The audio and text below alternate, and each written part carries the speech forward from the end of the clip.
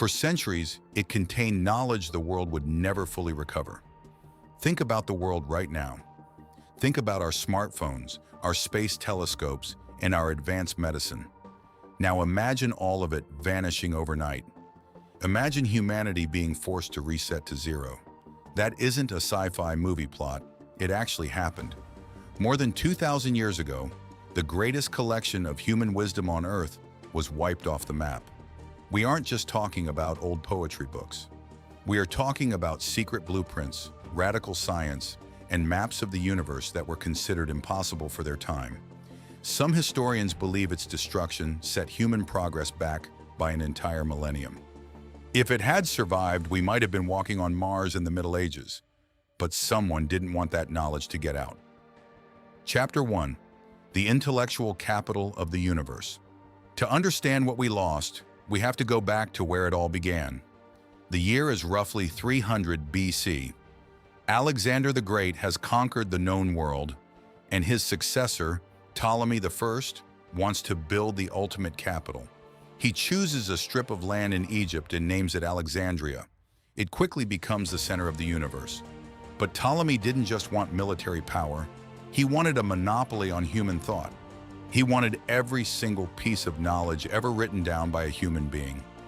So he built the Mouseion, a massive research institution, and at its heart was the Great Library.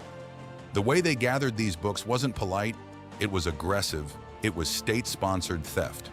The kings of Alexandria passed a radical law. Every single ship that docked in the harbor had to be searched. But the guards weren't looking for weapons or smuggled spices, they were looking for scrolls. If a ship had a book that the library didn't own, the guards seized it immediately. They rushed it to the library scribes. The scribes made a hasty copy on cheap papyrus. Then, they gave the cheap copy back to the angry ship owner and kept the priceless original for themselves. They called this the cargo of the ships. No one was exempt. Ptolemy III took it even further.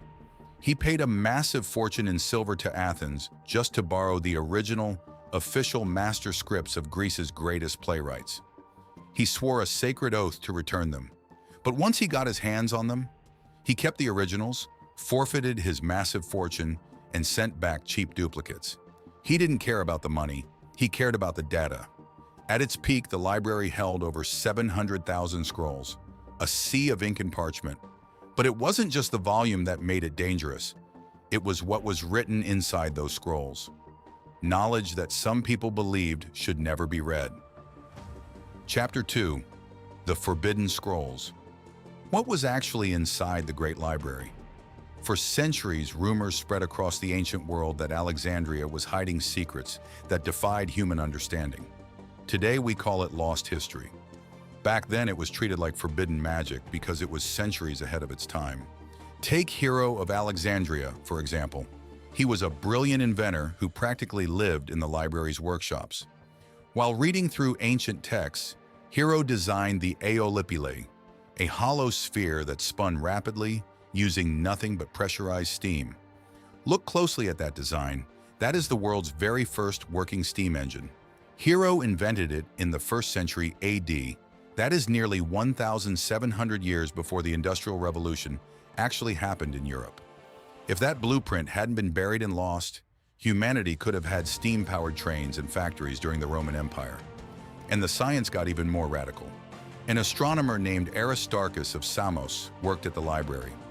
By studying ancient Babylonian data kept in the vaults, he wrote a book claiming that the Earth was not the center of the universe. He proved that the Earth and all the other planets revolved around the sun. When Copernicus and Galileo suggested this same idea almost 2,000 years later, the church literally locked them up. But Aristarchus had already worked out the math in Alexandria. The library also held the maps of Eratosthenes. He didn't just know the Earth was round, he calculated its exact circumference using nothing but a wooden stick and the angle of shadows. He was accurate to within a tiny fraction of a percent. In the medical wings, doctors like Herophilus were dissecting human corpses to map out the entire nervous system. They discovered that the brain, not the heart, controls the body. To the rest of the world, these ideas were terrifying. They challenged religions, they challenged kings, and they challenged the status quo. The library was a ticking time bomb of world-altering information. And when you have that much power concentrated in one place, someone is going to try to burn it down. Chapter 3. The Secret Operations and the First Burn. The beginning of the end started with a classic tale of ego, war, and a terrible mistake. The year is 48 BC. Julius Caesar, the most powerful dictator in Rome, arrives in Alexandria. He is trapped, outnumbered, and caught in the middle of a brutal Egyptian civil war. Caesar is cornered at the harbor. In a desperate move to save his own men, he orders his soldiers to set fire to his own fleet and the Egyptian ships docked nearby. The fire spreads instantly. The harbor becomes an absolute inferno. But the wind changes.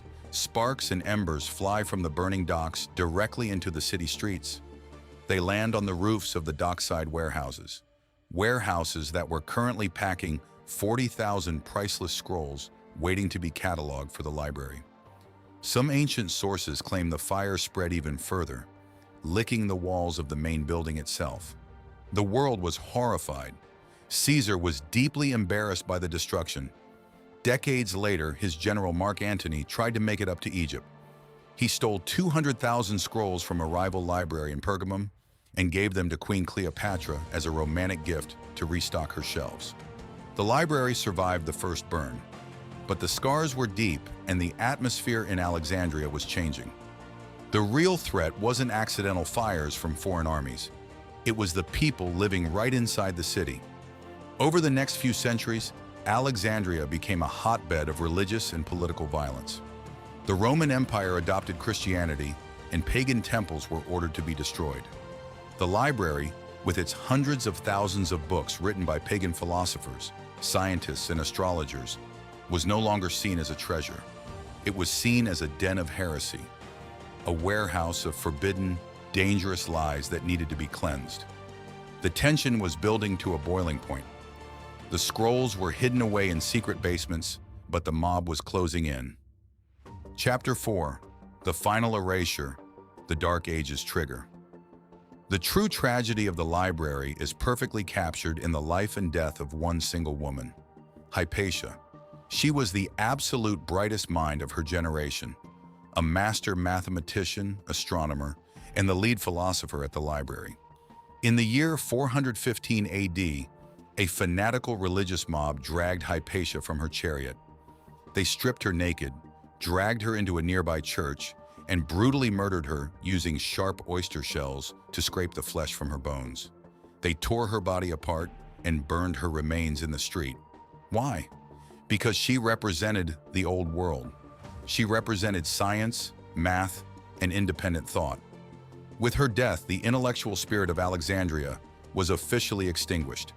The remaining scrolls were scattered, looted, or burned to heat the public baths of the city.